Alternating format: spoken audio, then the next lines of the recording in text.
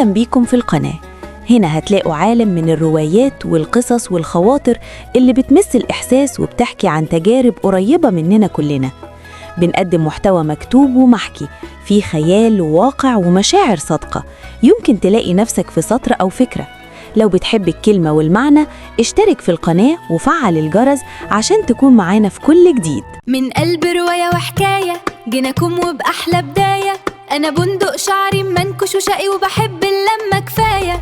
فانوسي في ايدي بينور وبالفرحة بيلف يدور، جايب لكم حكمة وفي الزورة وحكاية حلوة ومنصورة. يا بندق يا شق يا لوز يا مقشر، جايب ايه في جيبك قلنا وفكر. جايب سؤال محتاج تفكير وحكمة تنفعنا بجد كتير. رمضان معانا طعمه خطير وكل سنة وانتم طيبين.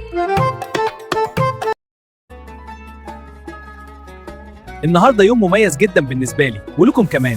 فاكرين قعدت لوحدي وزرعت بذرة صغيرة؟ النهارده المفاجأة. يا أهلا يا أبطال في يوم جديد من أيام رمضان الكريم. انظري نبتتنا الصغيرة تكبر. يا أنا جيت، وحشتني قوي، وحشني أصحابنا الشطار. كنت مشغولة قوي في تزيين البيت، بس دلوقتي أنا جاهزة للحلقة. الحمد لله على السلامة يا لوزة، نورتي القناة. الحلقة هتكون جميلة، بس النهارده عندي ليكي وللأصحاب مفاجأة كبيرة، حاجة سحرية مختلفة. حاجة سحرية؟ إيه هي؟ وريني بسرعة. لا، هي أجمل من الفزورة. تعالي شوفي الركن ده. النبتة الكبيرة. إيه ده يا بندق؟ وفي عود صغير؟ ده مش أي عود يا لوزة، ده السر الأخضر. دي النبتة اللي زرعتها بإيدي في الحلقة اللي فاتت، كنت بسقيها وأعرضها للشمس. سبحان الله، يعني دي كانت بذرة ميتة في الأرض؟ بالظبط، وده اللي اتعلمناه في مختبر الحكمة. إن ربنا بيحيي الأرض الميتة. وبما إننا بنتكلم عن الزرع والجمال، اسمعوا فزورتي يا شطار. أنا كساء الأرض وعنوان الجمال، أتنفس من الشمس وأعطي الأكسجين مجان. لوني مريح للعين، وبدون الأرض تبقى صفراء وحزين. فمن أنا؟ دي سهلة قوي يا لوزة، والجواب موجود في الأنشودة اللي حضرناها للزرعة أنشودة إزاي؟ مع أصدقائنا الصغار. يلا بينا نغني معاهم. يا زرعتي الخضراء يا نعمة الرحمن، في الطين زرعناكي يا بسمة المكان. ربي بيحييكي بالنور بيحميكي، والمية بنعطيكي تروي كل عطشان. سبحان الخلاق يا جمال الأوراق، سبحان الخلاق يا جمال الأوراق.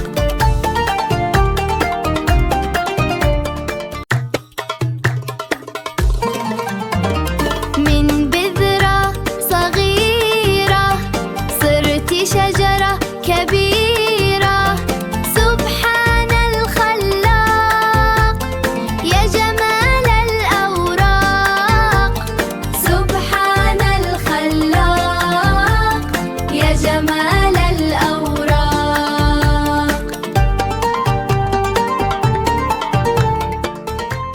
يا رب ارزقنا قلبا زي الجنة، في الخير نزرعه ونحصد المحنة.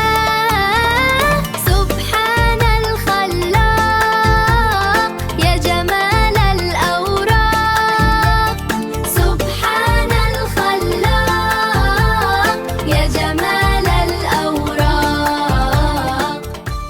شفتوا يا أصحابي؟ الأنشودة بتفكرنا إن ربنا هو اللي بيخلق كل حاجة جميلة، وإحنا علينا بس نهتم بيها. الزرع مهم قوي لحياتنا. فعلا يا بندق، أنا قررت إن النهاردة يكون عندي زرعة خاصة بيا، وهسميها الخضرة. يا أصحابنا الشطار، مين فيكم عنده زرعة في البيت؟ وبيقدر يزرع بذرة في قصيص صغير؟ أيوة، دلوقتي نحط المية. اكتبوا لنا في التعليقات أنا بحب زرع، وصوروا لنا زراعتكم لو موجودة. انبسطت قوي النهاردة يا بندق، المفاجأة كانت جميلة. وإنا كمان، واستنونا بكرة في حلقة جديدة من رواية وحكاية فيها مغامرة تانية وفزورة تالتة. باي باي يا أحلى أصحاب، رمضان كريم. سلام. خلصت حكايتنا النهاردة، بس بكرة حكايتي جديدة. مع بندق مفيش أي ملل، دي أيامنا سوا سعيدة. استنوا الحل في التعليقات، وهجيلكم بأحلى مفاجآت. رمضان كريم ويا رب دايما نجمع كل الأحبة أخوات. وفي نهاية الفيديو بنحب نشكركم إنكم كنتوا معانا لحد هنا. مشاركتكم وتعليقاتكم ودعمكم هم اللي بيخلونا نكمل ونقدم محتوى أفضل دايماً. لو المحتوى عجبكم ما تنسوش الاشتراك في القناة وتفعيل الجرس عشان يوصل لكم كل جديد. مستنيين رأيكم واقتراحاتكم وشوفكم في فيديو جديد قريب.